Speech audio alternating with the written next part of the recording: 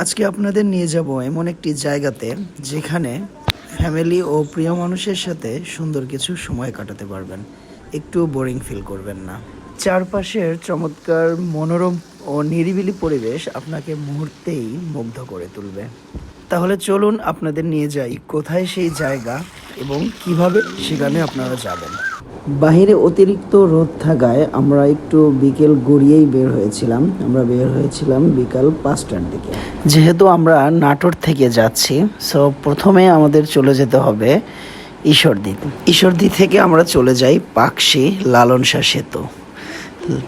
সেতুর উপরে গিয়ে দাঁড়াতেই পাশে হার্ডিং ব্রিজের দিকে তাকিয়ে দেখি সুন্দর ঝিকঝিক ঝিকঝিক করে রেল যাচ্ছে।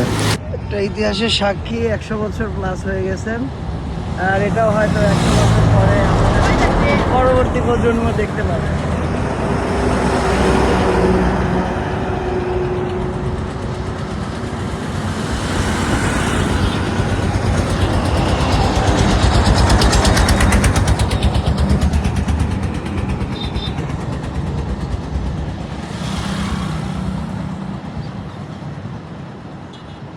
হার্ডিং ব্রিজের উপর দিয়ে ট্রেন যাওয়ার দৃশ্য উপভোগ করে আবারও রওনা হয়ে গেলাম রূপপুর পারমাণবিক বিদ্যুৎ কেন্দ্রের যে চুল্লিগুলো রয়েছে তাকে পেছনে ফেলে চলে যাচ্ছি সেতুর ওপারে।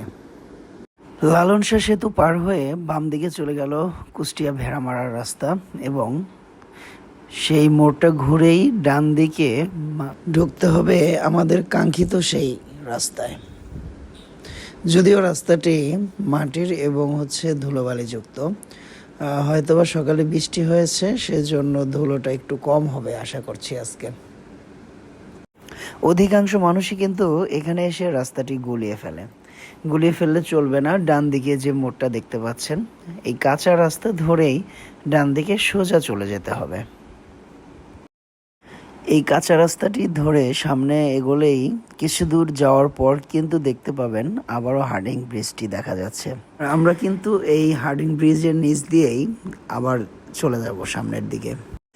এই বালিযুক্ত রাস্তা দিয়ে সামনের দিকে কিছু দূর এগিয়ে গেলেই কিন্তু দেখতে পাবেন ঢাকা গাজীপুরের গজারি বাগানের মতো একটি সুন্দর রাস্তা। এই রাস্তায় আমি যতবারই এসেছি ততবারই মুগ্ধ হয়েছি। খুবই সুন্দর এবং অসাধারণ ফিল কাজ করে এই রাস্তা দিয়ে যাওয়ার সময়। যদিও একদম নিরিবিলি শুনশান পরিবেশ, ভিতরে কিন্তু কিছুটা ভয়ও কাজ করে। বাগানের শেষ প্রান্তে সামনে কিছু দূর এগিয়ে গেলে ডান দিকে একটি রাস্তা ঢুকে যাবে। এই রাস্তা দিয়েই চলে যেতে হবে আমাদের কাঙ্ক্ষিত সেই জায়গাতে।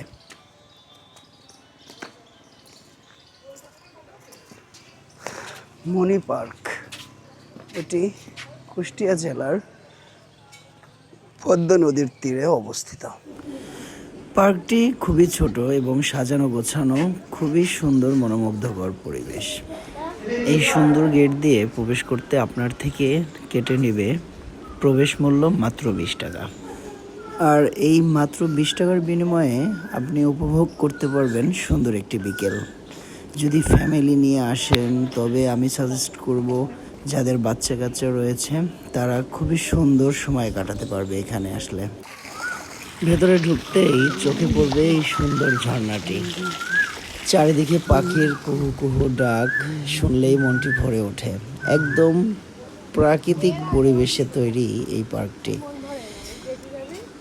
এই পার্কটির সবথেকে বড় বিশেষত্ব হলো পার্কটি একদম পদ্মা নদীর ধার ঘেঁষে তৈরি করা হয়েছে। খুবই সুন্দর শীতল বাতাস বয়ে যায় এবং দূরে যদি আপনি তাকান তাহলেই দেখতে পাবেন পাকশি হার্ডিং ব্রিজ এবং রূপপুর পারমাণবিক বিদ্যুৎ কেন্দ্রের যে চুল্লিগুলো রয়েছে সেগুলো।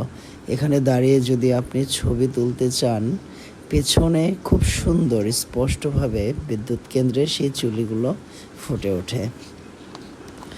এছাড়াও এখানে রয়েছে বেশ কিছু নৌকা।